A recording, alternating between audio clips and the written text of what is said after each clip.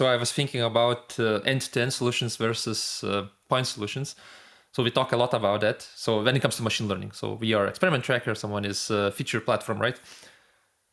To me, it looks like once you provide this end-to-end machine learning platform, you kind of limit yourself to coming up with new things that can benefit the industry. And while you're producing a point solution, this is where you innovate, right? Because you can do more focused things. What's your opinion around this? Like maybe both point solutions versus end-to-end and this specific idea, because I haven't seen it discussed yet anywhere actually. Okay. So I think it's a journey of maturity. So I came across a book a long time ago. I think it was written in 2004. It's called The Long Tail by Chris Anderson. It's in the shelf back here. It's an excellent book, and it talks about figuring out differentiating market opportunities, even though you standardize across multiple things. And then those long tails are where you can really differentiate because they have really tailored needs. And in my head right now, but really internally, we built the data platform that works, that scales, that's on AWS.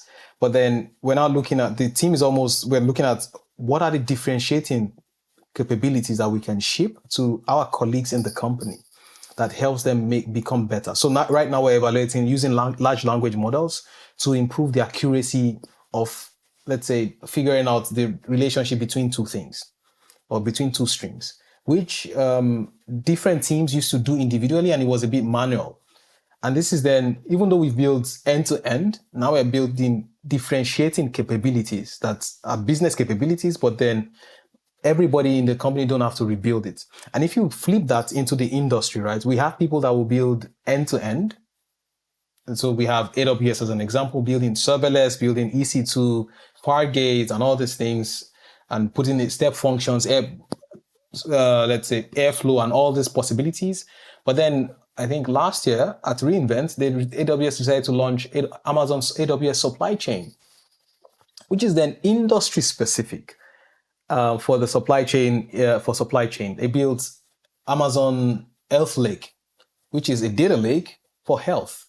They built, I think, something about finance. So it's eventually, right, you need to zero in on those specifics and see how you can really solve it. Example, you are solving for, let's say, logging and improving monitoring or visibility or explainability with machine learning models.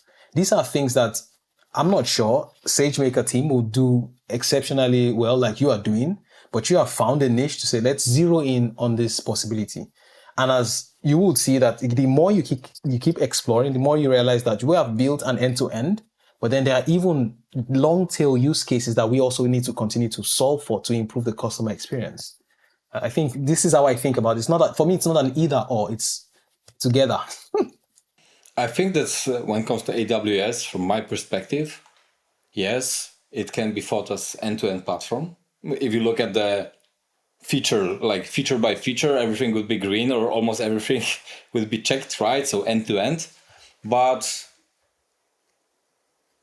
in practice, I think it is a store of services, point solutions that are integrated to some extent, sometimes better, sometimes not, but they're easy to replace, like particular solution, and you'd have use a third-party tool. I think that I've read something like align those lines on AWS, one of AWS blog posts. I don't remember the exact one, but I think that it is in line with their strategy. So I'm not surprised that they are like, maybe 8 years ago, I remembered all the AWS services. Today, I don't even know what is the number. Even their own employees don't know everything.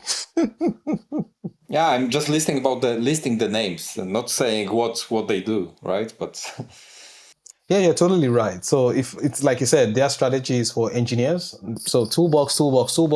And what I mean by end-to-end doesn't mean, it might mean that you can plug and play all of them. It might mean that some are difficult to put together, but then the strategy, at least the way I would think about it, is a maturity journey. And I would say you have to think about end to end at some point, depending on the niche that you're in, and then think about long tail use cases around it. And this is to Orima's question, right? It's for me, it's a strategy I would solve for together.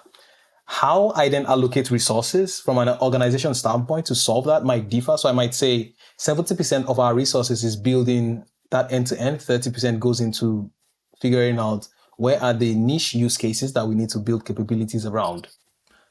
So this is regarding internal ML platforms. So what I was referring mostly was about, let's say, companies that are not as big as AWS, that are maybe have a few hundreds engineers, and they are trying to build these end-to-end platforms, while companies of the same size, 200 engineers, are building the point solutions, right? Okay. I would focus on the point solution.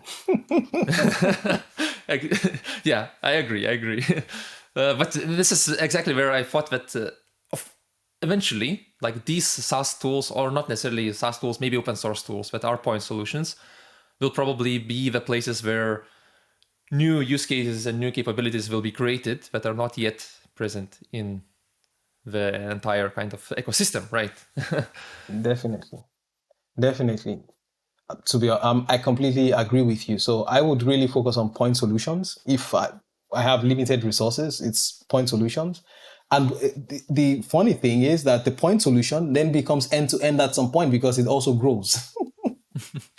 It is a temptation, Yeah. but not always the case. Yeah, that's true.